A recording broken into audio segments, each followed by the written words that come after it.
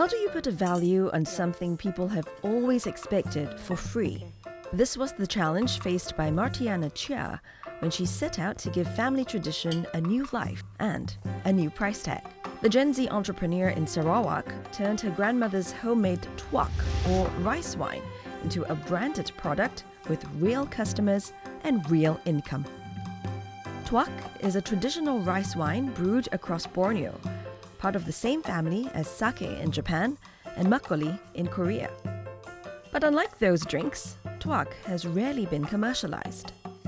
For generations, it was simply shared among family, neighbors, even entire villages.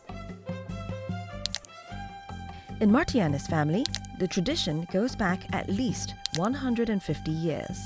But only her grandmother knew the recipe and guarded it closely. Even as simple as peeling ginger, she'll say, "Oh, kitchen is for adults only." It was only after her grandmother suffered a minor stroke in 2020 that she allowed Martiana to watch and learn.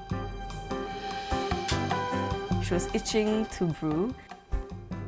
She decided to finally share the recipe with me and brew it together because she did not trust me brewing it by myself first. Yeah. Turning that inherited craft into a business meant facing a problem many young founders struggle with. How do you price your work when your own family expects to give it away for free? The plan was to price it at 25, and she was already panicking. She said, we cannot price it at 25 because there are people out there who sell it for 5. Even now, she doesn't understand it because sometimes when she has a brew here, and if she has guests here, she would secretly sell it to them for 5. Behind that 5 ringgit expectation is a reality Martiana had to learn quickly. A 350 milliliter bottle costs around 10 ringgit to make. 5 ringgit is literally the price of 1 glass bottle. Yeah, it's, 1 glass bottle right now is about 4 ringgit 50 cents. And then you still have to blow dry the seal. The seal comes separately sometimes. Yeah, because there's different types of seals. There's the pressure seal so that it won't leak. And there's the cover. And then there's the protective film. So all this is like extra cost. Today, the Rasa's 350 milliliter bottles sell for up to 45 ringgit. Still modest, she says, especially when some brewers in Sarawak price original tuak at 150 ringgit. She began the business with just 400 ringgit.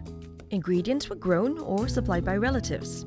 Ginger from the garden, roselle from an uncle's small plantation, and yeast balls handmade in Bintulu. But it was never really the ingredients that cost the most. It was the branding. Everybody worships packaging, right? No matter how nice your food is, no matter how nice the auntie square is, as long as it's packaged in a cute, pretty box, people will buy it. And that was the struggle that we kind of faced the most, because my grandma growing up, she packed tuak in like upcycled glass bottles, like soy sauce bottles, old beer bottles, and she just kind of stuck a cork in it and like, here you go. With her graphic design background, Martiana created the clean, modern identity that helped the Rasa stand out and reach customers who had never tried tuak before. And like many Gen Z founders, she used social media as a low-cost tool to reach customers. Because of, our story behind it, they finally realized that it's really just rice wine. Brewing tuak is labor-intensive. Glutinous rice is cooked and cooled. Yeast balls are sun-dried and crushed by hand. The first fermentation lasts up to 2 weeks. Then, a ginger-infused sugar water is brewed like tea and poured in for another 2 to 3 weeks. That's a month or more before a single bottle is ready. Working from home limits scale, but for Martiana, that's a deliberate business strategy. Tuak doesn't expire. In fact, it becomes better and more valuable over time. So, unsold stock never goes to waste. It matures like an investment asset. Because tuak doesn't go bad, it doesn't expire, right? And if we're having a bad month, like imagine 20 liters just there and like empty bottles just there.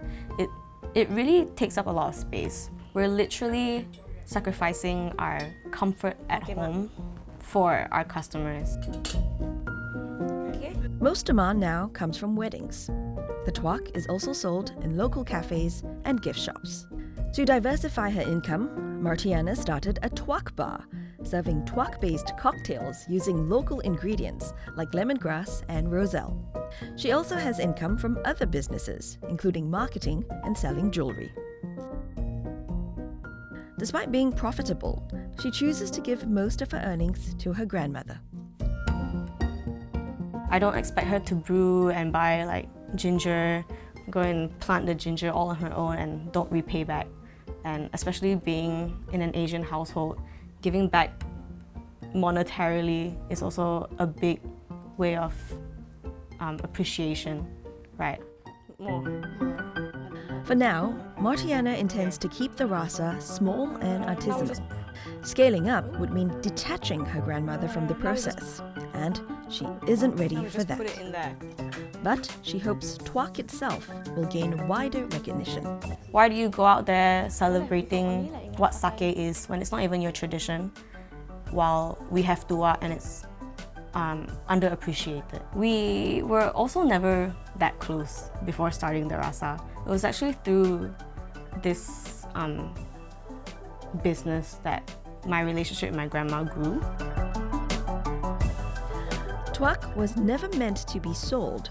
It carried cultural value, but no price. This young entrepreneur found out that tradition itself is the value. And preserving it has distilled her family's heritage into a spirited success with a real financial payoff.